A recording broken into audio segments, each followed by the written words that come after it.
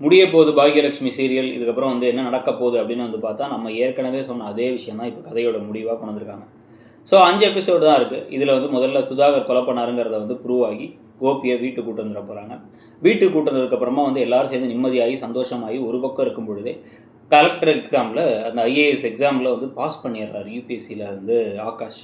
So அதனால் அவரை வீட்டுக்கு கூட்டு வந்து கலெக்டர் ஆகாஷுக்கு வந்து நீங்கள் உங்கள் பொண்ணு இனியாவை கொடுப்பீங்களா, இனியா பாப்பாவை கொடுப்பீங்களா அப்படின்னு செல்வி வந்து கேட்க அப்படின்னு யார் சொல்கிறான்னு பார்த்தா ஈஸ்வரி. ஏன்னா இப்போ வந்து ஈஸ்வரி முன்னாடி என்னதுக்காக மறுத்தாங்களோ அதெல்லாம் வந்து இப்போ பிரச்சனை ஆகிடுச்சுன்னா உங்களுக்கு தெரியும். ஸோ அதனால் வந்து இனியாவை கல்யாணம் பண்ணி கொடுத்துடலாம் அப்படின்னு அவங்களே சந்தோஷமாக முடிவு எடுத்துடுறாங்களாம். அதனால் இமீடியட்டாக ஒரு கிராண்டான ஒரு கல்யாணத்தெலாம் வச்சு ராதிகா மையூ எல்லாத்தையும் கூப்பிட்டு, அப்புறமா ஜெனி அமிர்தாவெலாம் ரொம்ப நாளாக கூப்பிடாம இருந்தாங்களா, வாங்க ஒரு 2 நாள் ஷூட்டிங் இருக்கு வாங்க அப்படின்னு அவங்களையும் கூப்பிட்டு கடைசியில் வந்து பார்த்திங்க அப்படின்னா வந்து மணமேடையில் எல்லாத்தையும் உட்கார வச்சு குடும்பத்தோட சந்தோஷத்துமாக வந்து எல்லாத்தையும் முடிச்சு இப்போ ஆகாஷையும் இனியாவையும் வந்து ஹனிமூனுக்கு அனுப்புனதுக்கு பிறகு இப்போ அதே கேள்வியில் திருப்பி வந்து ஈஸ்வரி நிற்கிறாங்க. எல்லா குழந்தைங்களுக்குமே அவங்கவுங்க வாழ்க்கை வந்துடுச்சு. உங்கள் வாழ்க்கையை பற்றி நீங்கள் என்ன நினைக்கிறீங்க? நீங்கள் 2 பேரும் ஒன்று மண்ணா வாழலாம்ல, திருப்பி மீண்டும் சேர்ந்துருங்க, உங்களுக்கு ஒரு கல்யாணத்தை பண்ணி வச்சு அந்த சீரியலை முடிச்சிடலாம் அப்படின்னு வந்து கேட்க, இப்போ பாக்கியா கண்டிப்பாக முடியாதுன்னு தான் சொல்லுவாங்கன்னு தான் தோணுது. அதே விஷயத்த கோபியும் சொல்லுவாருன்னு தோணுது.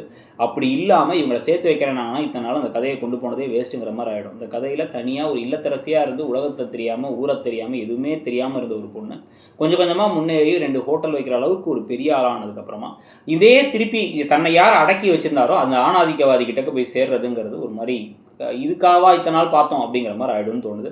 ஸோ அதில் என்ன நடக்க போகுது, கடைசியாக என்ன ட்விஸ்ட் வரப்போகுதுங்கிறது ஒரு பக்கம். இன்னொரு பக்கம் 5 எபிசோடில் அந்த சீரியல் முடிய போகுது. ஒரு வெற்றி தொடர் என்ன சொன்னாலும் சரி. பாக்யலட்சுமி ஒரு பெரிய வெற்றி தொடர்.